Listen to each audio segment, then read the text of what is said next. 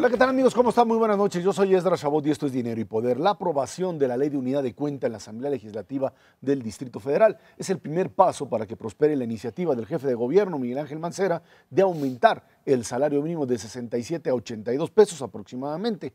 Aprobarla podría impulsar el incremento del minisalario a nivel federal y que este no se vincule con efectos inflacionarios. Nos acompaña aquí en el estudio de Dinero y Poder Salomón Chertorici, secretario de Desarrollo Económico del Gobierno capitalino. Salomón, buenas noches. Gracias por estar aquí con nosotros. Hombre, muchas gracias por la invitación. Mauricio González Macasquetino, buenas noches. ¿Cómo estás? A ver, este asunto de la unidad de cuenta implica que pues ahora para indexar multas, cuotas, todo un montón de cosas que están ahí ligadas al salario mínimo, se utiliza una medida y se mueve el salario mínimo por otra. ¿Eso se puede hacer? A ver, ¿por qué no vamos por partes? Como diría Jack el Destripador. Yo creo que mira, debemos de empezar con una cosa interesante. Creo que hace 8 meses es que el jefe de gobierno propuso que iniciáramos un diálogo público, respetuoso, abierto, alrededor del cómo se podía incrementar el salario mínimo y por qué era importante incrementar el salario mínimo.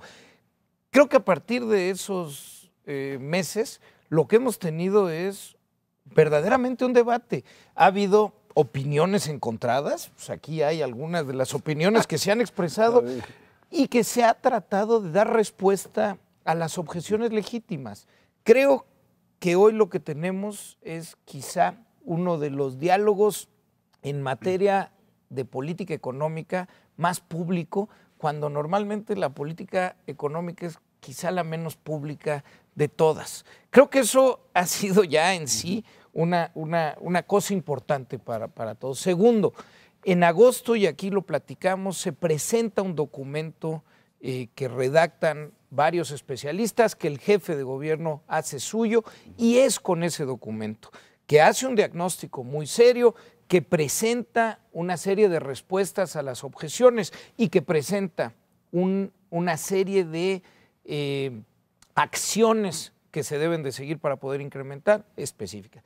Dentro de esas acciones, Esdra, separamos entre acciones nacionales que tienen que suceder y acciones locales, es decir, lo que el gobierno de la ciudad de manera unilateral puede realizar. Se ha ido avanzando en ambos sentidos. En las acciones locales, el primer punto que se tenía propuesto era el desindizar o desvincular el salario mínimo como unidad de medida en lo local. Es decir, lo que decíamos en el diagnóstico era, mientras el salario mínimo siga siendo el referente de multas, por supuesto a nivel nacional, de créditos de Infonavit, del financiamiento de partidos políticos, no se puede hablar del salario mínimo en sus propios términos.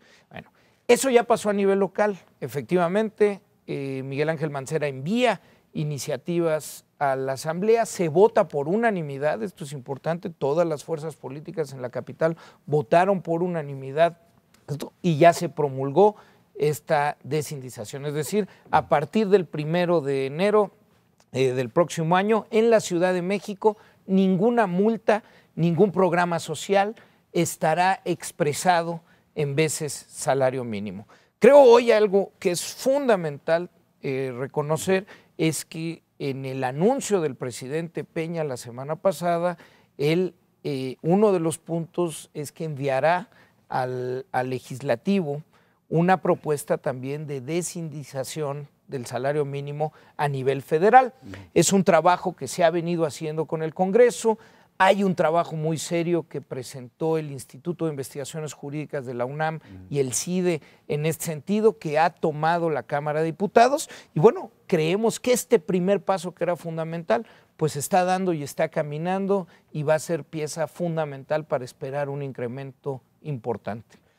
Al respecto, dos asuntos. Uno, si va a haber una unidad adicional para medir estas cosas, que tiene que estarse ajustando con la inflación, ¿por qué no de una vez ponerla muy fácil con respecto a las UDIs? En este momento un salario mínimo diario es exactamente equivalente a 13 UDIs y no hay ni que sufrir y podrían corregir todas las leyes, digo, para que no sufran tanto. Pero la otra que me parece que puede ser más interesante es el tema de mover el salario mínimo. Sí. Hace muchos años, cuando se empezó a utilizar el salario mínimo, pues no servía porque nadie lo pagaba, todo el mundo pagaba abajo del salario mínimo. Acá en México las leyes son irrelevantes. Y ahora el problema es que pues nadie paga salario mínimo tampoco, pero porque todo el mundo paga mucho más. En este momento el salario que uno puede esperar aquí en el Distrito Federal prácticamente para todos ronda 2 salarios mínimos. Entonces mi pregunta es, ¿por qué no, si ya vamos a desvincular, movemos el salario mínimo en serio y lo ponemos en donde debe estar en términos de mercado, que hoy es 2 salarios mínimos? Entonces, ¿por qué no hacer ese movimiento para que esto no genere este ajuste de todos moviéndose al mismo tiempo, sino exclusivamente la redefinición del salario mínimo que debe pagarse en el equivalente a los 2 salarios mínimos actuales?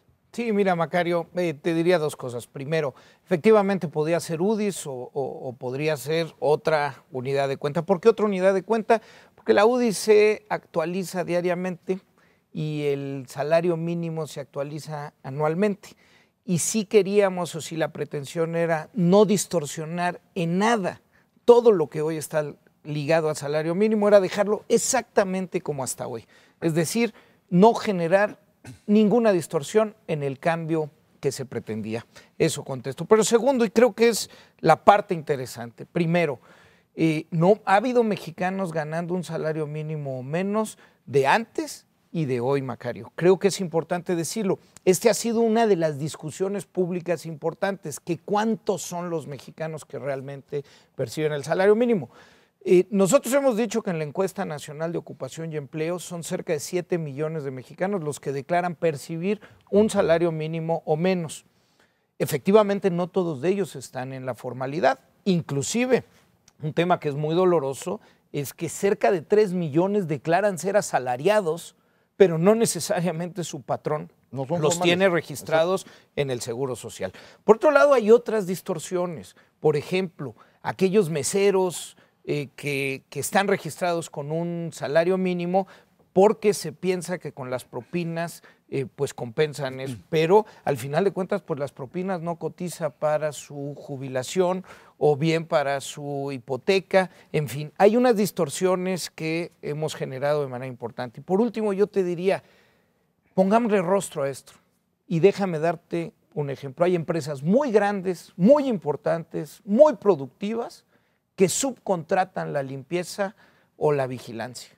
Y esas empresas de limpieza o vigilancia muchas veces sí pagan salarios que rondan por alrededor de un salario mínimo. Lo tenemos documentado, lo tenemos estudiado. A partir de que iniciamos este análisis público, nos han llegado cantidad de información en este sentido. Entonces, lo que yo te diría hoy, sí hay mexicanos, y no son pocos, que perciben un salario mínimo como remuneración aún a tiempo, en el mercado formal, a jornada completa. Y por supuesto que está por debajo, es el salario más bajo de Latinoamérica y el que más lejos está de alcanzar la línea de pobreza. Sucede, Macario, un fenómeno que es verdaderamente doloroso y Coneval lo ha identificado, y es más, acaba de sacar los últimos datos en la precarización del trabajo, que es el concepto en economía de working poor, es decir, la persona que a pesar de trabajar en el mercado formal una jornada completa,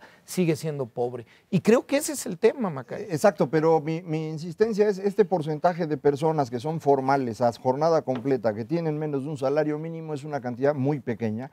Y lo que estamos haciendo con este tipo de medidas es hacer medidas que son generalizables a los 50 millones de personas, cuando apenas estás hablando de 150,000 que están en esta circunstancia, la inmensa mayoría no en el distrito. No estoy de acuerdo contigo. Es que no es cuestión de estar de acuerdo, son los datos de la encuesta de ocupación y empleo. No estoy de acuerdo contigo que son medidas, a ver, Macario, en el mundo laboral se necesita la regulación del Estado. ¿En eso estás de acuerdo? Sí. Es decir, no es un mercado perfecto, ¿verdad?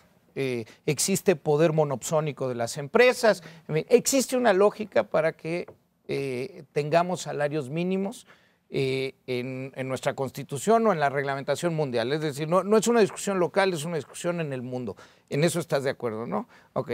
Ahora, el salario mínimo pone una base que representa un referente para lo demás. Hay algunos que piensan que eso con incrementos ahora puede impactar en todo, pero lo que sí podemos estar seguros es que salarios mínimos tan bajos en las últimas 4 décadas han jalado la estructura y la masa salarial en su conjunto a la baja. Para dejar que Mauricio Y hoy explique. tenemos el mínimo, en los últimos 45 años, el mínimo de masa salarial en nuestro país. Yo te proponía que fuera el doble. Entonces, es más que lo que estabas proponiendo tú, pero que Mauricio no pudo. No, yo creo No, que eso queremos saldría llegar peor, la verdad. Oye, Salomón, mira, cada vez que yo platico del salario mínimo, reconozco, simplemente subrayo, que yo no entiendo como persona, ni siquiera como economista, cómo una familia mexicana puede vivir con 67 pesos diarios. O sea, de veras te lo juro, no lo entiendo. Entonces, es totalmente insuficiente. Ahora, para mí el problema es que la propuesta que se ha hecho efectivamente con muchos estudios de por medio y de manera muy respetuosa el diálogo, es una propuesta de subir el salario mínimo 23%. 15 pesos con 56 centavos. Ahí te va, 23%. 15 pesos con 56 Sí, que es centavos. 23%. Te voy a decir por qué es Creo importante. que la diferencia es bien importante. Déjame terminar el argumento, vas a ver Sí. por qué es importante. Y entiendo por qué insistes en lo de los 15 pesos. Uno es que digamos, el remedio le puede salir a la economía más caro que la solución de la falta de ingresos de las personas que perciben un salario mínimo. Y tiene que ver con lo que se llama el efecto contagio y con la posibilidad de que se genere una inflación que después sea problemática controlar. Te voy a dar algunos datos. Mira, hay varios estudios de instituciones financieras, Banamex, Casa de Bolsa Vector, de varios académicos y de algunos analistas como tu servidor, que pensamos que si a los que ganan un salario mínimo les subes 23% el salario, los que ganan entre 2 y 3 salarios mínimos, que son 23 millones de personas, son 3 veces más que los que ganan el salario mínimo, te podrían pedir un aumento de alrededor de un 2.9, 3 o 3,5%. Y si eso sucediera, entonces lo que tendrías es una inflación que va, en las distintas estimaciones, entre el 5 y el 7%.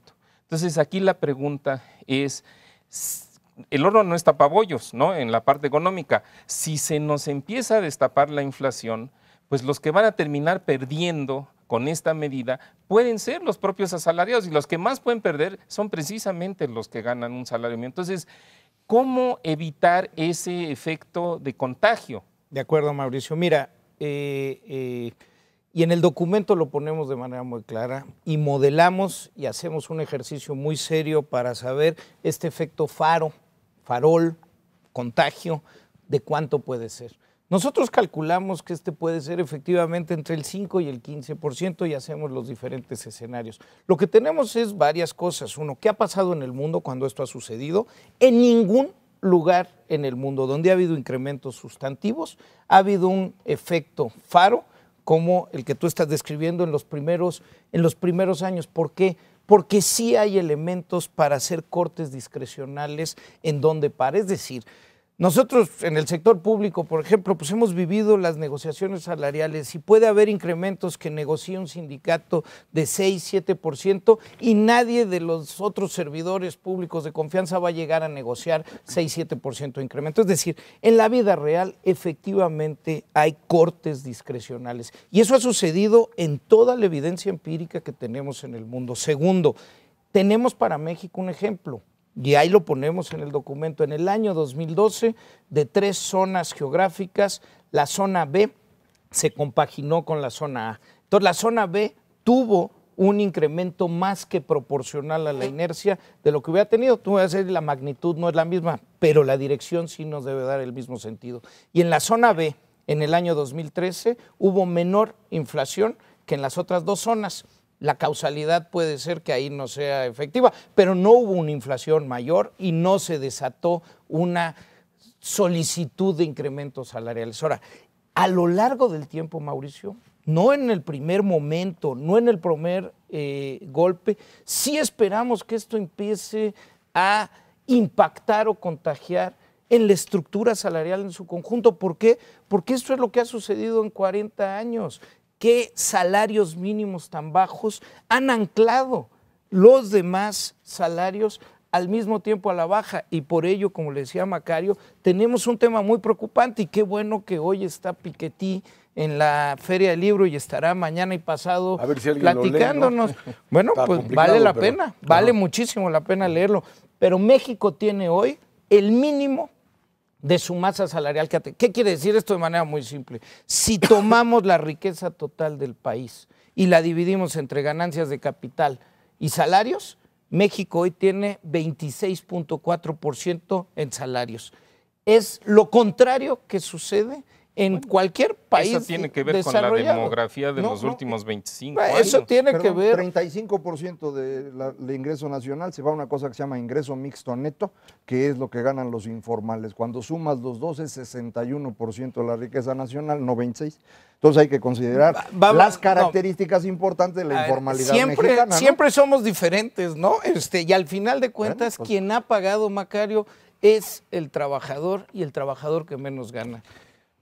Salomón Chertorivsky, tenemos para rato con esto. Muchísimas gracias. Pues yo creo, y nuevamente, y agradezco, y siempre con Macario, con Mauricio, que hemos diferido, siempre ha sido respetuoso, y creo que lo importante en esto es mantener el diálogo. Muchísimas gracias. Vámonos a una pausa. Esto es Dinero y Poder. La administración de Enrique Peña Nieto cumple 2 años en medio de una crisis de gobernabilidad. El Mexican Moment se perdió con la crisis de Iguala desencadenada por la desaparición de los 43 normalistas. En este contexto, el presidente presenta 10 medidas para mejorar la seguridad, justicia y el Estado de Derecho en México. Entre ellas destacan la iniciativa para expedir la ley contra la infiltración del crimen organizado en las autoridades municipales y la iniciativa de reforma constitucional para establecer las policías estatales únicas. Bueno, ahí está el planteamiento hecho por el presidente como respuesta a esta situación. Críticas de la oposición y de algunos pues, considerados expertos. Una que, hablando de que mandos únicos no necesariamente por sí mismos representan una alternativa, decían, y la semana pasada lo platicábamos aquí con Alejandro López cuando nos decía que, bueno, imagínate lo que implicaba el mando único con un gobernador como Aguirre. Bueno, está bien, entonces eso implica que transformar o tratar de restarle poder a los municipios, que también eso va a ser un problema serio, es mucho más complicado que simplemente pasarle el poder al gobernador. Dicen que hay municipios que sí funcionan en términos de policías y seguridad y otros que no. ¿Cómo hacerle para finalmente encontrar mecanismos de coordinación y convertirse en una policía efectiva, con policía nacional, con mando único, como quieras, pero que exista coordinación entre lo que pasa en el municipio, el Estado y la Federación, Macario? Yo creo que la clave de esto es el equilibrio de poderes. Si no hay contrapesos a quienes están en algún puesto público, pues no hay manera de resolver nada, porque entonces pues no hay forma de obligarlo a cumplir con lo que dice la ley o la Constitución que tienen que cumplir. Por eso a mí me parece que el punto clave no está en los municipios, sino en los estados. La clave de esto es controlar a los gobernadores para que entonces ellos estén obligados a cumplir con su trabajo y vigilen que efectivamente la policía funcione. Porque si tú vas a cambiar la policía municipal por la estatal, que son los mismos, pues no vas a conseguir nada distinto. Entonces se necesita que el gobernador se haga responsable de su trabajo, creo que eso sería muy importante. Hay varias medidas de las que presentó el presidente que pueden ser corregidas. Creo que aquí hay una confusión entre dos temas, que también es lo que ha estado complicando mucho la discusión. Por un lado está el tema de corrupción y por otro lado está el tema de seguridad. Y son dos cosas diferentes que sí conviene separar, porque si no se complican mucho las cosas. En materia de seguridad, insisto, el control de los gobernadores, el establecimiento de policías profesionales que requiere años de trabajo para irlas creando y recursos en cantidad suficiente, y las fiscalías independientes, como ya está en la ley ahora y se supone empezaría en 2018, a lo mejor se podría acelerar y que tuviéramos ya una fiscalía independiente con cierta rapidez. Eso sería muy útil para contrapesar el poder político. Entonces, por ahí creo yo que el asunto de seguridad podría avanzar de manera más eficiente. Mauricio. Bueno, yo pienso que, no es lo que yo pienso, es lo que yo leo y lo que escucho, es que las medidas anunciadas por el presidente Peña Nieto sin duda van en la dirección correcta. O sea, sí atacan de nuevas maneras el problema de la inseguridad, el problema de la corrupción. pero parecen ser insuficientes para las dimensiones de estos problemas. Entonces creo que lo de las policías de mando único estatal está muy bien. Efectivamente, creo que los legisladores van a tener que hilar fino porque hay varias policías municipales que sí funcionan. Entonces lo que no quieres es echarlas a perder ahora creando una estatal y eliminando algo que verdaderamente está caminando bien en varias ciudades conflictivas. Pero en donde creo que hay algunos huecos o algunas omisiones es, por ejemplo, en el tema de impartición de justicia. O sea, creo que ahí los legisladores podrían enriquecer bastante las propuestas enviadas por el señor presidente, no, porque de nada sirve que tengas buenas policías y esto, como dice Macario, no se va a resolver de un día para otro, sino que va a tardar algunos años y que luego lleguen al Ministerio Público, que lleguen con los jueces y que entonces suelten a los criminales porque simplemente la legislación pues no es la apropiada para retenerlos cuando verdaderamente son culpables. Entonces creo que ahí hay algunas cosas en donde se puede avanzar. Por otro lado, hay varias iniciativas, además, decía Macario que son dos temas, inseguridad y corrupción. Yo creo que sí, efectivamente esos son los centrales, pero hay otras cosas. Por ejemplo, lo de justicia cotidiana. O sea, para gente que tiene problemas de divorcio, ¿no? Problemas con sus vecinos, problemas con algún contrato comercial, o sea, los problemas de carácter laboral, problemas que se viven todos los días y que a veces el ciudadano se siente desamparado porque la ley no lo protege, porque es demasiado engorrosa, porque cuando llega al juzgado lo tardan demasiado. Creo que, bueno, esta tarea se la encomendaron al CIDE. El CIDE es encargado de hacer algunos foros y sugerir acciones muy concretas, hacer recomendaciones para que la impartición de justicia cotidiana pues sea mucho mejor. Creo que eso sería un cambio muy positivo. Habrá que ver qué es lo que sugieren. Son 3 meses de plazo los que tienen para presentar algo, pero creo que ahí puede avanzarse también en la dirección correcta. Ahora, esto digamos que no es nuevo, digamos, es la continuación de algo que se comenzó. El propio presidente lo reconoce diciendo, pues sí existía antes, pero no había funcionado. Y no funcionó durante mucho tiempo, pues porque hay resistencias muy claras, no solamente por parte de los partidos políticos, sino de los propios gobernadores como tal. Ahora, yo creo que sí es importante en ese sentido acotar el problema a los espacios en donde existe, porque parecería ser que cuando se habla otra vez de el problema de seguridad en el país, estamos hablando de un país completito, que estaría en una situación de ingobernabilidad, y esa es quizá la parte que hay que simplemente ser precisos de hasta dónde llega este tipo de problema. Recuerdo que en una entrevista que le hacía a Guadalupe Acosta, cuando pues, se debatían sobre si tenía que renunciar Ángel Eladio Aguirre Rivero, decía, bueno, es que no debe renunciar, que asuma la responsabilidad, que siga, o qué, pedirían la renuncia de Peña Nieto. Yo creo que la gran diferencia, independientemente de, por supuesto, el contexto político, es que si el país, estuviera como Guerrero, entonces por supuesto que estarías en una situación en donde habría que tomar medidas como la remoción incluso del presidente de la República. Pero no es el caso, estás en una situación en donde esto está focalizado, es un problema primero local, que se convierte después en estatal, que se convierte en problema federal y que es cierto, hoy la responsabilidad está en el gobierno y si no lo consigue resolver, el problema será de él y ya no de aquellos que quedaron en el camino. Yo otra vez, insisto, estamos mezclando. A nivel nacional hay un problema de ausencia de Estado de Derecho, eso es clarísimo. En México no había ley jamás. En toda la historia de este país las leyes no habían servido para nada hasta que en 97 el equilibrio entre poderes federales permitió que la Suprema Corte pudiera crecer, gracias a que había ya una reforma previa, pero sin este equilibrio de poderes no hubieran podido hacer mucho. Ahora es un poder independiente y puede meter en problemas al presidente, lo ha hecho. Ellos fueron los que obligaron a Vicente Fox a tener que comprar los terrenos para hacer el aeropuerto y por eso ya no salió, entre otras cosas. Entonces sí hay un poder independiente que no había. Entonces llevamos unos pocos años de tener ley en México, hemos avanzado, pero bueno, pues hay muchos lugares donde esto no funciona todavía de manera adecuada. Sin embargo, el problema específico del asunto de Iguala, ese es un tema muy específico que, como tú bien dices, ocurre en Guerrero. Lo mismo que en Michoacán tenemos problemas muy específicos, están localizados ahí. Si uno quiere encontrar una crisis de seguridad, la crisis de seguridad está en ese lugar.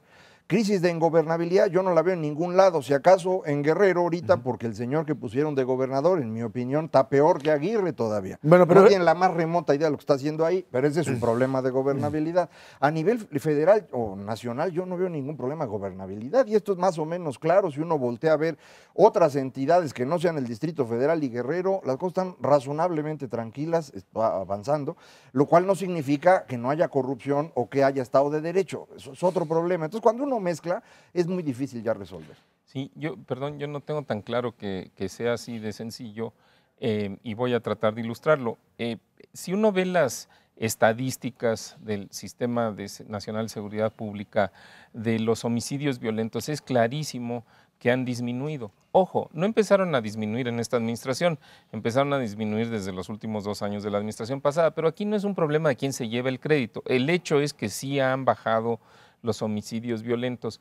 También han observado una tendencia decreciente los secuestros y lo que yo creo que no está tan claro es el caso de la extorsión. Bueno, estos delitos van bajando, esa es la tendencia. De la extorsión hablaré en unos momentos, porque ese no parece que ya se está revirtiendo. Pero vamos a decir, secuestros y homicidios violentos van hacia la baja. Sin embargo, cuando uno ve los diferentes entidades, ese es a nivel nacional, pero lo ves para diferentes entidades federativas y hay más de 10 o 12 entidades del país en donde la cosa había mejorado, pero ahora, de hace un tiempo a la fecha, está empeorando. Entonces, eso es lo que es un poco preocupante, porque lo que quisiéramos es que bajara parejo, ¿no? En todas las entidades y pues resulta que no es el caso. Y me refiero ahora al tema de la extorsión. Miren, el tema de la extorsión, pues desde las cifras de agosto, y no tomando las cifras de mes a mes, porque las cifras de mes a mes tienen altibajos, son como los electrocardiogramas, de repente tienen picos, de repente tienen descensos, sino que lo importante es la tendencia. O sea, si tomamos un promedio móvil de los datos, nos damos cuenta de que desde agosto ya empezó a repuntar. Y cuando uno analiza en dónde se está concentrando la extorsión, vemos que está ocurriendo en entidades en donde no estaba presente antes con tanta intensidad, primero, y segundo, que son las entidades en donde más se concentra la actividad económica del país, lo que hace sentido, porque es donde los criminales pueden llegar, ¿no? Pues por un mayor número de víctimas. Entonces creo que sin que sea una crisis nacional, sí es un poco preocupante, porque lo que no podríamos afirmar, o por lo menos yo no lo podría afirmar, es que en esta batalla que ha dado la administración actual, digamos, se ha ido ganando terreno. Yo creo que se ha ido ganando terreno en algunos lugares, se ha ido perdiendo terreno en otros lugares y en algunos es preocupante porque parece que las cosas están empeorando de manera significativa, como el caso de la extorsión. Sí, nada más aclarar, lo que creo yo es que no hay ninguna crisis nacional de seguridad, pero eso no significa que el problema esté resuelto ni mucho menos. Y efectivamente está empeorando y yo tendría mucho cuidado con las cifras porque esas cifras las hacen las procuradurías estatales que suelen ser una cosa espantosa. Que es otra vez parte del problema, el problema básicamente de gobiernos estatales a los cuales ni se supervisa ni hay control. El problema son los gobernadores. Pero fíjate, con todos sus defectos, y van subiendo en algunos casos, imagínate cómo está la realidad. Vámonos a la pausa y regresamos con el tema petróleo dólar, otro dolor de cabeza para el gobierno mexicano. Esto es Dinero y Poder.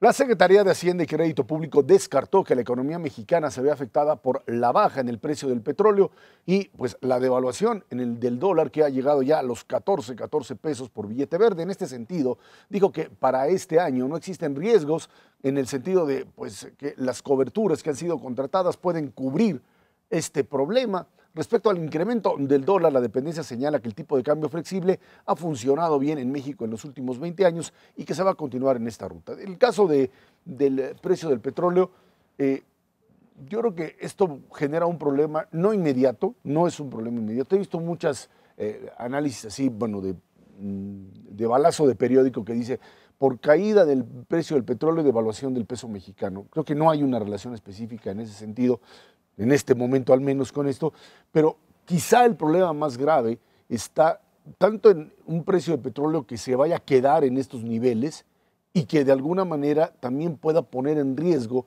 el resto de la reforma energética en términos de su costeabilidad, o sea, si puede ser costeable o no.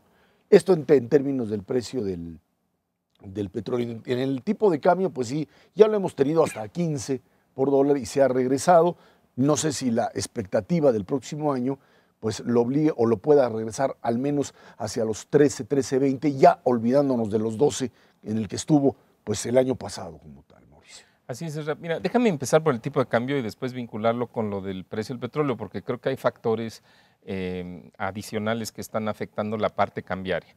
En primer lugar, te debo decir, el tipo de cambio se empezó a subir más o menos por ahí de julio a agosto de este año y no fue un fenómeno exclusivo de México. Prácticamente todas las economías emergentes empezaron a devaluar sus monedas y el motivo de eso es lo que se llama en los círculos financieros el efecto refugio. Esto quiere decir que los inversionistas globales retiran sus inversiones de los países emergentes, las depositan su dinero en los Estados Unidos y al actuar de esa manera pues generan una devaluación en Sudáfrica, en Tailandia, en Indonesia, etcétera, etcétera. Y por supuesto en México. De hecho, en México el efecto fue el menor de todos los países emergentes hasta el mes de noviembre. Después viene la caída del precio del petróleo y eso genera nerviosismo porque en muchos círculos, parece mentira, pero en muchos círculos se piensa que México está tan petrolizado como Venezuela, por ejemplo, y no es, eso es absurdo, o como Irán o como Irak, y no ese es el caso. Realmente los ingresos del petróleo son importantes para el país en divisas y para el sector público también, pero no dependemos exclusivamente del petróleo. Pero bueno, esa es la percepción que a veces tienen algunos inversionistas financieros. Y luego, pues creo que también hay que agregar pues el problema, digamos, la turbulencia político-social que hemos estado viendo por el tema de inseguridad y demás que hemos comentado. Entonces, eso es lo que tiene el precio el del dólar arriba de 14 pesos. Se nos olvida a veces, ¿sí?, que esto ya lo hemos vivido. Y te doy unas cifras. En julio de 2008, justo antes o cuando inicia la crisis internacional, el precio de la mezcla de exportación estaba a $120 y se bajó en un periodo de 6 meses a $35. Se bajó el triple de lo que ha disminuido ahora en los últimos 2 meses. Entonces, y el tipo de cambio, fíjate qué curioso, se fue a 14 pesos con 20 centavos, pero fue una situación temporal. El precio del petróleo eventualmente se estabilizó en un rango de 50, 60 dólares posteriormente a eso. Lo que pasa es que no nos dimos cuenta porque fue la crisis internacional y entonces... Que ahí estaba justificado, digamos. Estaba justificado, bajo pero... una actividad económica... sí, pero exactamente a lo que voy ahora ese es exactamente el punto.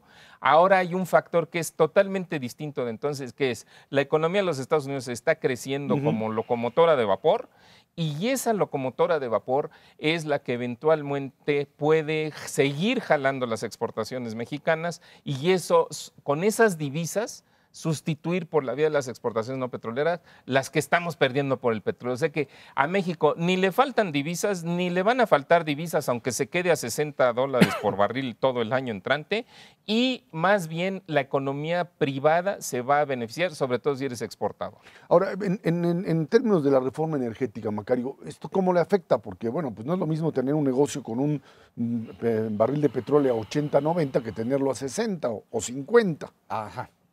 Primero, además de los países emergentes que se han devaluado frente al dólar, se devaluaron todos los demás. Japón. Es decir, la devaluación Japón y Europa, son 20%. absolutamente todos. Y el país que más resistió fue México. Hasta fin de noviembre, México trae una devaluación acumulada de 3%. El que le sigue es Canadá con 5%.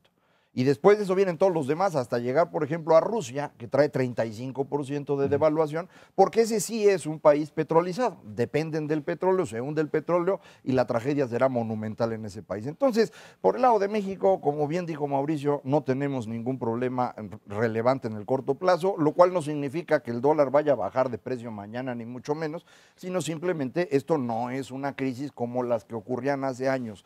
Y eso se debe precisamente al tipo de cambio flexible. Por el lado del precio del petróleo, esta baja de precio va a hacer que haya menos inversiones en términos de reforma energética. No está claro. El objetivo fundamental de la reforma energética en el corto plazo es que haya gas y energía eléctrica disponible para que podamos producir manufacturas, que es donde competimos.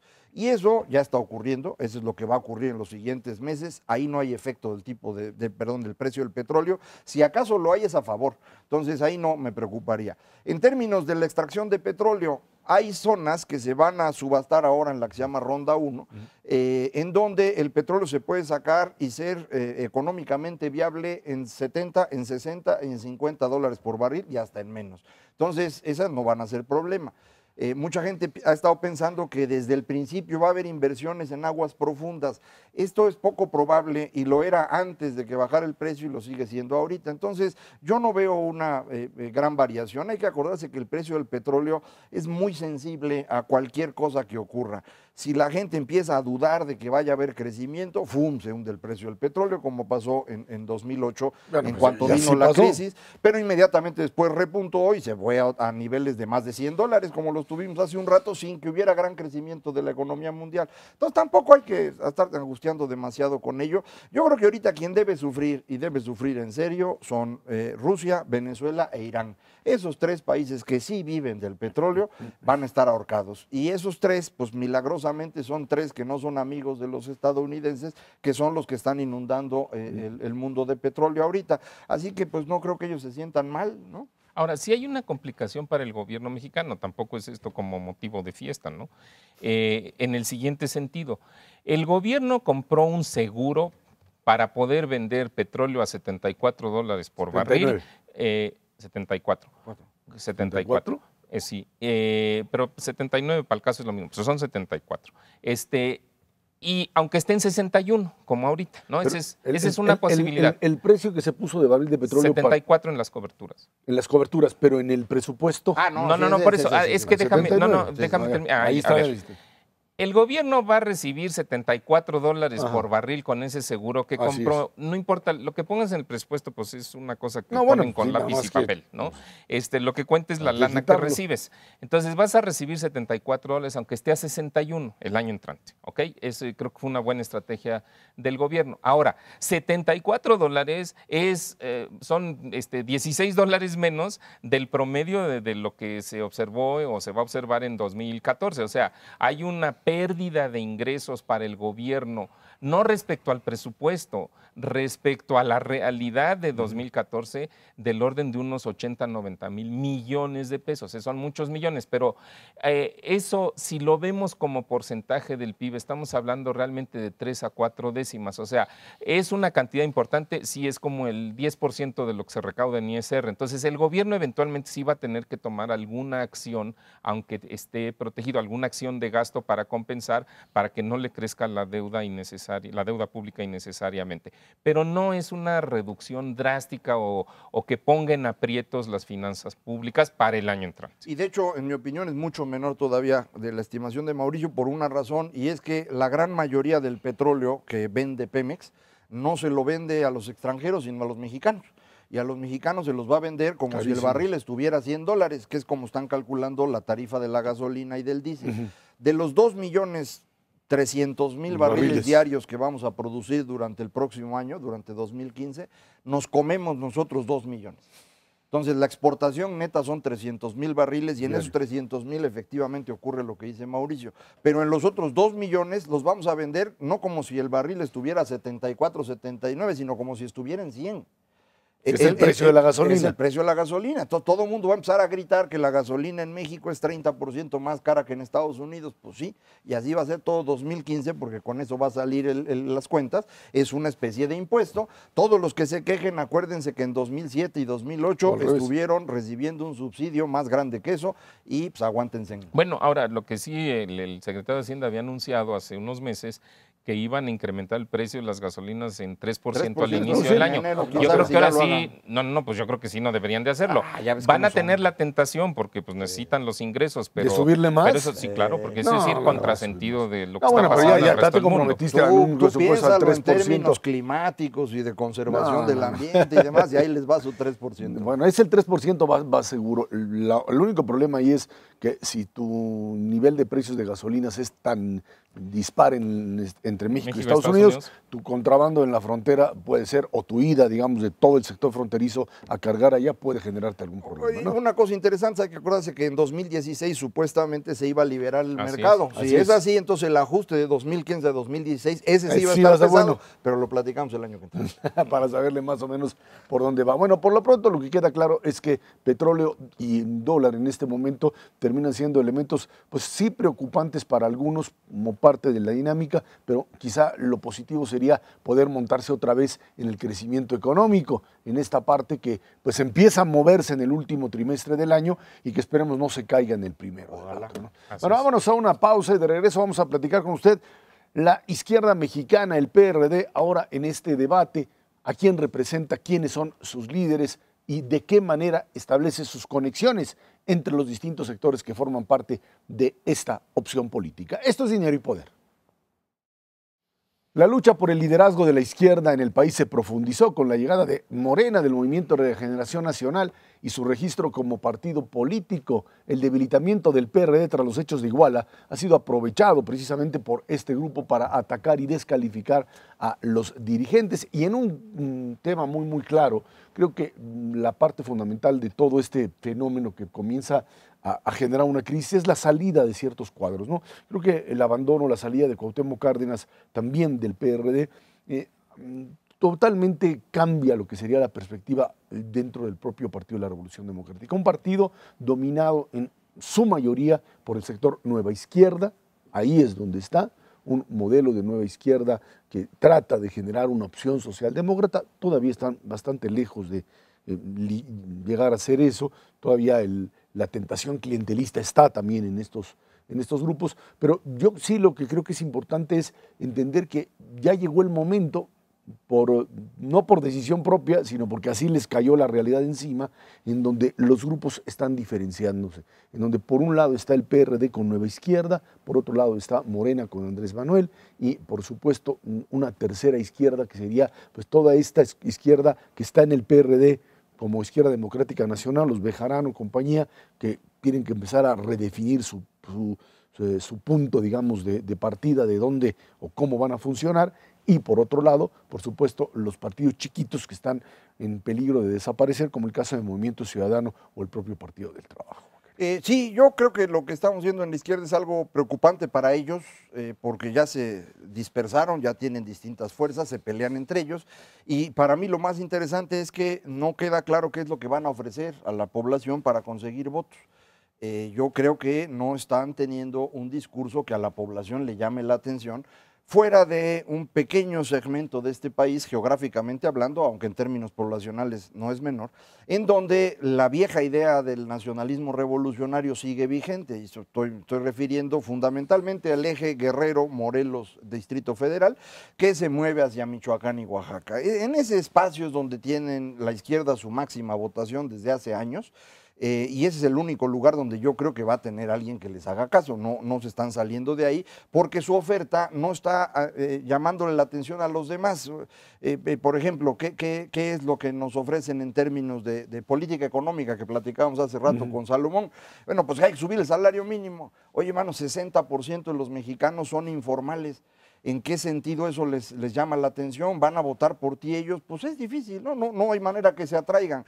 ¿Qué es lo que ofrece Andrés Manuel López Obrador? Pues que va a combatir a la mafia del poder porque él es una persona honesta. Bueno, pues yo no sé cuántas personas crean eso, ¿no? Considerando los amigos que ha tenido en distintos puestos y que son ahora los que tienen que buscar en dónde se acomodan. Entonces, a mí me parece que la izquierda sí tiene un problema en términos de su organización interna y de que el cambio que que estamos viviendo económicamente a nivel global ya los alcanzó y no tienen respuestas, ya no para ese cambio, no tienen respuestas para el cambio anterior. Es decir, se están quedando muy atrás frente a lo que está ocurriendo y eso pues yo creo que los puede poner en una situación muy difícil. Frente a eso, Mauricio, hay también un fenómeno de cercanía del PRD al poder. O sea, tú ves las figuras de Silvano Aureoles, del propio Barbosa en el Senado de la República, los gobernadores perredistas, Arturo Núñez en Tabasco, el caso de Graco en Morelos, donde parecería ser que hay una diferencia importante. Yo entiendo que una cosa es estar en el partido y otra ya